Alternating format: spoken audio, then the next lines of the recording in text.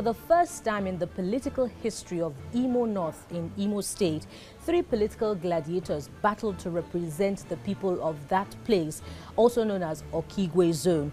In that election, the candidate of the PDP defeated those of the APC, Benjamin Uwajumogu, and of the All Progressives Grand Alliance, Clem Owunna. However, since the annulment of his election, the Senator Athan Achonu of the PDP has been waiting in the wings for a run poll. Why has INEC tarried in conducting election into Imo North? These, amongst other issues, will form our focus today on Fireworks. Let's take a short break, during which we'll take a peek into our guest's bio, and we'll be right back. I am Bukola Samuel Wemimo. Stay with us.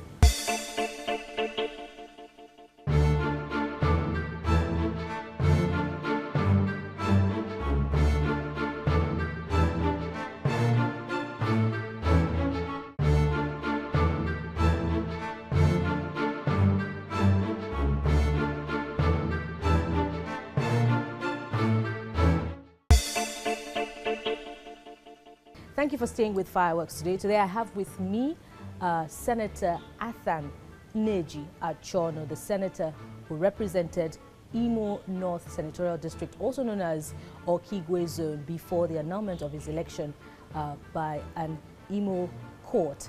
Thank you for your time on Fireworks today, sir. Thank you. Let's start with this riddle, which has puzzled everyone for months now. Elections into other senatorial districts which were annulled have been conducted by INEC, and the victors have since been declared. Why has that of yours and a few others tarried? Why has the run poll delayed? To be honest with you, it beats my imagination, because one would think that Buhari, with his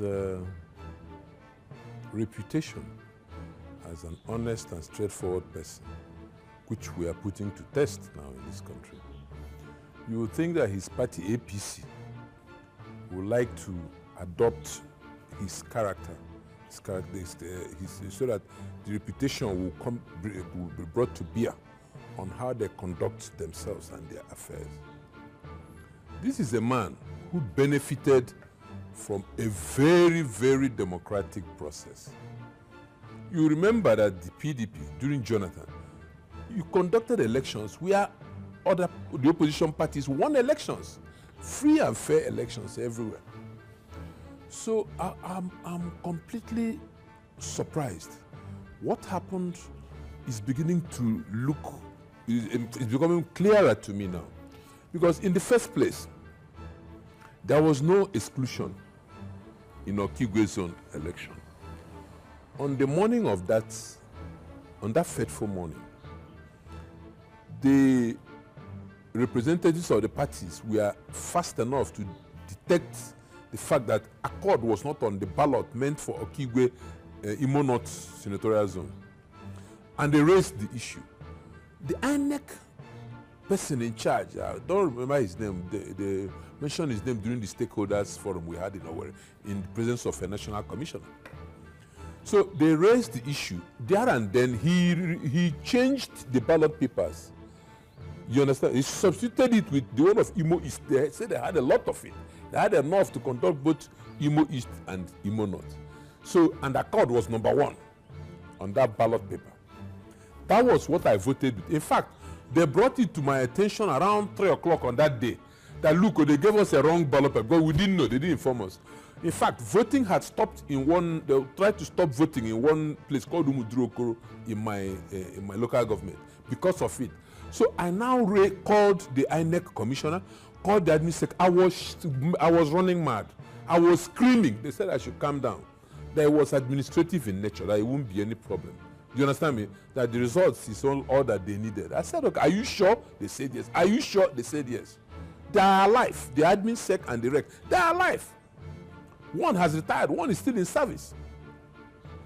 So I was shocked during the court process how INEC presented the ballot paper. INEC didn't bring any representation to defend the result. Do you know how they didn't front load the evidence? In court? In court. What they did was, the witness, INEC witness, they asked him, where is your evidence to show that this was what was used for the election? He casually put his hand in his pocket, brought out a rumpled ballot paper, and presented. But did your counsel cross-examine him to the extent that you were screaming, drawing INEC's attention to the fact that the Accord Party's logo was not duly represented, as you have said earlier? No, he was canvassed in court. But the point was, INEC was supposed to present the evidence. You understand? It was INEC's duty to defend that result. INEC was one who would have front-loaded that ballot paper because it's an INEC document. We don't have access to it. Do you understand? And INEC was a party to the suit. So INEC would have, and they are responsible for the cancellation. Because, due to no fault of yours. Yes. But INEC has also said that there were security threats on the day of the ceremony. I'm leading you to that point. Yes, to that point. Now, because of that, the election was cancelled. INEC was asked to conduct a rerun within 90 days. On that fateful day, we are ready for this election. Suddenly, a group of thugs surrounded INEC office when they were trying to distribute sensitive materials for the election the next day. They surrounded INEC, and in the crowd you could see government house officials, that's APC government officials, leading the mob. They even used tipper to block the premises. And then security agencies were there. A lot of them, military, police, civil defense. They didn't do anything to protect. Do you know that party representatives were being manhandled, beaten, their wallets taken, their phones snatched from them? Police, they were looking, they didn't do anything. Until a representative of one of the parties boldly went to the admin sec and asked him why he was sitting in his office while political parties were being manhandled and the process being disrupted. It was then that he confronted the police. It was then that the police used tear gas. And instantly, the crowd dispersed, just 1 or 2 tear gas that the police released. Which means that if the police wanted to stop the mob, it was very easy. So you think the police is complicit? Yeah, totally and completely. Police was there, army was there. And these were just miscreants, thugs. But there are reports that also ahead of that rerun poll, there was verbal exchanges and desperate politicking between the candidates, you and the others. How true is that? There was nothing like that. Ben Owajimogu, the candidate in question, is like my younger brother. As a matter of fact, I sponsored his election into the House of Assembly. You were in the PDP together? He was in the PDP. I sponsored his election completely. I bought his form. I gave him a Sequoia Jeep. Armed robbers stole his car 3 days to the election. He fell sick. I flew him to India, paid for him to have a triple heart bypass. He came back, won the primaries, which I supported him to win, and then I gave him 10 million for his campaign. And I campaigned, I went single-handedly to all the ACN, because ACN was leading in some areas. I went there and made sure, because they respect me, they love me. I went there. For his campaign into which office now? Let's be clear. House of Assembly. House of Assembly. Yeah, he became a speaker. For 4 years, he was the speaker. After that. On your own strength of support. I supported him. I single-handedly put him in the house. Things have changed definitely between you now that you're going to... I still call him my younger brother. I still the guy because I don't have anything. Are you on talking terms? Of course, I spoke to him even day before yesterday. I call him all the time. Everywhere I see him, I hug him. Then you see so there is no acrimony because... No, as far as I'm concerned, none. As a matter of fact, what is happening is that there are some political merchants in my area who benefit from such things. What they do is that they prepare a support base for you. When you get there, they now make sure that the constituency projects, all the constituency monies, you bring it, they share it. They even collect monies from local government chairmen. These people, once they put you in power. So that's what I'm not supposed to. What am I doing with the Senate? I came to stop all this. That's why I'm running for Senate. I don't, what do I need? As a matter of fact, before now, all the boreholes, lights, transformers in my place, I put them with my personal resources. I'm running to stop those men. And those men are the ones backing him. You see the problem. So he's making a very big mistake.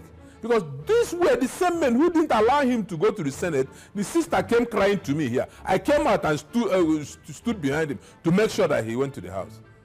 You see the thing? Now he went, you know, this politics, I don't know, I think it's, there's something to this political office in Africa. You know, it's a do or die affair for a lot of people. Let's conclude the strength of INEC's case and the strength of yours. You believe that INEC is complicit, even security agencies are complicit in the factors that are responsible for the indefinite postponement of that election that was supposed to have held, the rerun, on February the 20th. Now, do you think your case is strong enough for you to present it in court so that INEC can be forced to conduct that election? No, we are going to go to court to compel INEC to conduct that election because they don't have any reason. That's a fresh suit. Yes, they don't have any reason not conducting the election. And then, you see, INEC is responsible for everything that's going on in Imo North. There was no exclusion, like I said. But if security agencies are complicit, if INEC is complicit, what is the interest? What do they stand to gain? I don't know. That's what INEC should explain to us and the security agencies. We approached INEC, the national party chairman of PDP, and then some national executive and myself went to INEC. We met with the national executive of INEC. The chairman was there. He guaranteed us that he wants to set up a stakeholders forum. After that stakeholders forum with security agencies and all the candidates and political parties, once he sensitizes them and they say, yeah, it's okay for them to have this rerun, that he will set a date. We agreed. We had the stakeholders forum. I was there live. All the security agencies were duly represented. Commissioner of Police was there. Brigade Commander was there. The other candidates were all there. It was there and then that it became clear. The IPC candidate owned up. We have a videotape of the whole this thing. We videoed it. He owned up that it was his supporters who surrounded INEC. Everybody was sure. In fact, what the Commissioner of Police retorted was, "Thank you, sir, for your confession." That was a retort of the police commissioner. And then the police commissioner gave reasons why he didn't use violence to stop. He said he didn't want blood. Do you understand? So, and then the military said that they were waiting for, you know, so many things. You could see that there was really no seriousness to stop what was going on that day. You know, APC was in control. I mean, the governor is APC. You understand? And he's the chief security officer of the state. He's the boss, where all these men congregate to discuss security. So I don't know what happened actually. Are you trying to insinuate that he may also have interests? Who? The chief security officer. The governor has never come out one day to ask INEC why they are not conducting election in his own state. Do you understand? So the insinuation actually, what is going on in the whole of Imo State was that the governor knew that APC was going to lose. So he didn't want the election to take place. Up till today, a sitting governor of a state who has a candidate has not come out to challenge INEC and ask them why they don't want to conduct election into one of his senatorial zones. Now, back home, you say that you sponsored Benjamin Uwabumogo's election single-handedly, and you have given him quite a lot, and you still spoke to him only 2 days ago. No, it's my brother, it's my kid brother. We lived in the same house. So we're like brothers. That suggests to me that it really doesn't matter who wins in this election. Exactly. So if you win, it's to his advantage. If he wins, it's to your advantage as well. That's what it's supposed to be. But I was shocked. So there's no desperation. Listen to me. I was shocked. I didn't expect what happened. I was shocked. That day, I will never forget that day for the rest of my life. Benjamin came out and owned up that it was his supporters who surrounded INEC. I couldn't believe it. I had to leave that. I couldn't stay because I was almost in tears. I didn't know what he was looking for. So what is this thing about those back home who are saying that there should be zoning to Okigwe East and Okigwe North? You tell us more about that. I come from the same divide as Benjamin Uwabumogo. Okay. So that one doesn't come in at all. All right. Yeah, that was during the primaries. That one had come and gone. You understand? So, but what shocked me was the fact that he could go and disrupt the election. He was making claims that INEC sent people he didn't want to come and conduct the elections, people who were known to be supporters of PDP, to come and conduct the elections. So it was an indictment of INEC, actually. He indicted INEC. And then this whole mess is an indictment of the security agencies. Don't you think it's absurd that it's very, very suspicious that the security agencies of this country, who could successfully conduct elections in 2015 in Borno, Yobe, Adamawa, Rivers, Bayelsa, Delta, Akwa Ibom, could not conduct elections in only 6 local governments in Nigeria? What do you think about that? You understand? Okay, if they say that, I listened to on radio, somebody who was supposed to be the spokesman of INEC, was on political platform, he said that they always invite stakeholders. That for our information, stakeholders in Borno, because somebody raised this point, stakeholders in Borno, Adamawa, we are consulted, you understand? And that before they had the election, and they all promised free and fair election. Was Boko Haram consulted? Boko Haram wasn't consulted. In Niger Delta, did you consult the militants? They are not consulted. So, but because now, thugs, ordinary thugs, and then Southeast is regarded as the most peaceful state zone in Nigeria by the world, by United Nations. Now, in that same peaceful zone, ordinary thugs, they hire in the streets, could now stop a federal government election.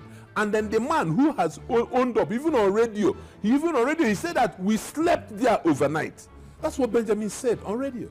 We taped it. We have all the evidence. So and he's walking around free. Going forward now, are you confident? And they said they are looking, they still say that they are waiting for stakeholders. After they had the stakeholders forum, the spokesman, I don't think he has information. Because day before yesterday, on Tuesday, he said they were still waiting for stakeholders. After we had stakeholders, and police there guaranteed security. Military spoke, guaranteed security. Civil defense spoke, everybody. And all the candidates said, yes, we are ready for a free and fair pulse. Then still, they are waiting for. So that makes me very, very suspicious. And also makes me suspicious as to why INEC did not put up a defense of my victory. All right, you're watching Fireworks, and I have been talking with Senator Athan Achonu, who represented Okigwe Zone in Imo North Senatorial District. After the break, there'll be more issues to look at, and we'll be right back. Stay with Fireworks. Thank you for staying tuned to Fireworks. In the last half hour, I have been talking with the senator who represented Okigwe Zone, better known as Imo North Senatorial District in Imo State. And we have been looking at the reasons for the delay of the rerun election into that zone in the country. And he has sufficiently presented his case. But now we'll be moving forward to looking more at some aspects of Imo politics. Now, there are reports that you have alleged links to the former governor of that state, Ikedio Hakim. Those who talk about that criticize your relationship with him and your standing as a representative of the people. What are your thoughts on that? I do not know what they mean by relationship. Ikedio Hakim is my in-law. And then we are from the same senatorial zone. And then he was my former governor. So I'm now representing him. So, I mean, he's a leader in Imo State, leader in Okigwe Zone. And we come from the same cultural background. We are Osu, or both of us, in Mbano. He's from Ishial, I'm from Ehime. You understand? So we have a cultural affinity. And then we have been friends for years. So I don't see anything wrong with that relationship. But politically, I mean, if my governor... But politically, perhaps those who are talking want their representative to be somebody that is above board, and they question former Governor Ikedio Hakim's links with corruption allegations and all of that. Well, Ikedio Hakim is still working free. If he was corrupt, he should be in jail. You see, the problem with Nigeria, there is so much allegation, and then these allegations have not been substantiated, and you want to treat the person like a criminal. You want to condemn the person before the court condemns him. That's what happens in Nigeria. Do you understand? We should have an EFCC with agents that are very good in investigation. We should have people like you. It is people like you, journalists, who saved America. America was the most corrupt country on the face of the planet. Mafia was running the government. Journalists said no. Investigative journalism took over. And when journalists expose anything, police can't cover it. So, in fact, as a matter of fact, this fight against corruption, Buhari is focusing on a wrong area. He should focus on journalists. He should stop corruption among journalists first. If that is done, Nigeria will be rid of corruption. Because journalists will go in, dig the facts, expose it on the pages of newspapers and on television. Police cannot cover it. Judges cannot cover it. That is the only way we can fight corruption successfully. So, as far as I'm concerned, Ikedio Hakim has not been proven guilty. So I'll continue to relate with him, in as much as we have a political relationship. On a personal level, of course, I'll continue to relate with him. But politically, we can disagree, we can agree. It depends on what the situation. And lastly, what are your thoughts on Governor Rochas Okorocha? I pity the person who is going to take over from him. Do you know this is a governor who kills investment in his own state? When Nigeria is looking to create employment, he is sacking workers left, right, and center. He is killing investment. What about his programs on education? I'm coming. Let me talk to you about Rochas. But though today is not a day for Rochas, because I will take out a whole day on television and tell the country who Rochas Okorocha is. This is a man, for example, myself. I brought an investment that would have created 5,000 direct and indirect employment. I have a 154-room hotel in Owerri. Do you know he has put a stop work order on that hotel because of politics for the past 4 years now? Stop work on that hotel. Do you know I bought Imo Hotels? I took 60% share of Imo Hotels. Government has 40%. Now, I wanted to build a mega mall and a tourist center, another hotel in that premise. I got the funding, everything. That time wasn't a governor. Immediately he came as a governor. He wanted to concession it. Who are you concessioning it to when the person who owns it has the money to develop it? So I went to court. I got a judgment that I own 60% from a state court, and that he has no right to do anything there without my consent. Do you know he disobeyed court order? Because this place that he wanted to concession, he now built a road in the middle of it, started balkanizing it, building rubbish all over the place, destroyed one of the buildings I owned there, carted away my generator, 750 kVA generator, took away my about 200,000 blocks I had there, sharp sand I bought from one Chief Tony Chukwu who was dredging the river. Everything disappeared with impunity. Who disobeying court order, he's continued to build things there. I just look at, see, this is a governor who's supposed to promote investment. And I hear that there are some investments in agriculture which they have run away because of the demands the government was making. They ran away, invested in Enugu, invested somewhere else. I have a license now to build a 20,000 barrel capacity refinery. How can I build it in Imo State, where Rochas Okorocha is governor? He will not give me CFO for the land. You understand me? And once I start now, you come and destroy it. Even the agricultural investment I'm trying to make. Yes, a refinery, 20,000 barrel capacity. My partners came here the other day. You're the technical partners. I can't move forward. But so many allegations. But are there perhaps other interests beneath all of this that Rochas we are not aware of? Rochas has taken over the whole land in Imo State. The whole land in Owerri. He owns it. He has taken over officially everything. He has destroyed people's homes without compensation. This was a governor who was giving contract without design, without bill of quantities, without contract. Do you know how many people who have died because they put their money? So you are not the only one affected in this alleged land grab by the governor? No, it's everybody, it's everywhere. He has taken over everything, privatized it's now his family business. Imo State is his family business. What about his programs on education? What program? Rochas Okorocha is, do you know what the scholarship is? Do you know in Imo State University, he says giving scholarship. You know what it is? He will now employ less Imo State citizens and employ Imo State citizens don't get admission again to study in the state universities. So that other people will come and pay school fees because the scholarship is supposed to be for Imo.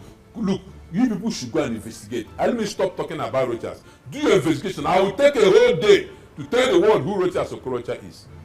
All right, we want to thank you very much, Senator Athan Achonu, for your time and thoughts on fireworks today. Yes, you have the issues have been laid bare before you, and it's left for you to make up your mind what really is the interest in Imo State and, of course, in politics from both sides of the divide at the national level. Why not join us again same time next week when we'll bring you another incisive edition of the program. On behalf of the crew, I am Bukola Samuel Wemimo.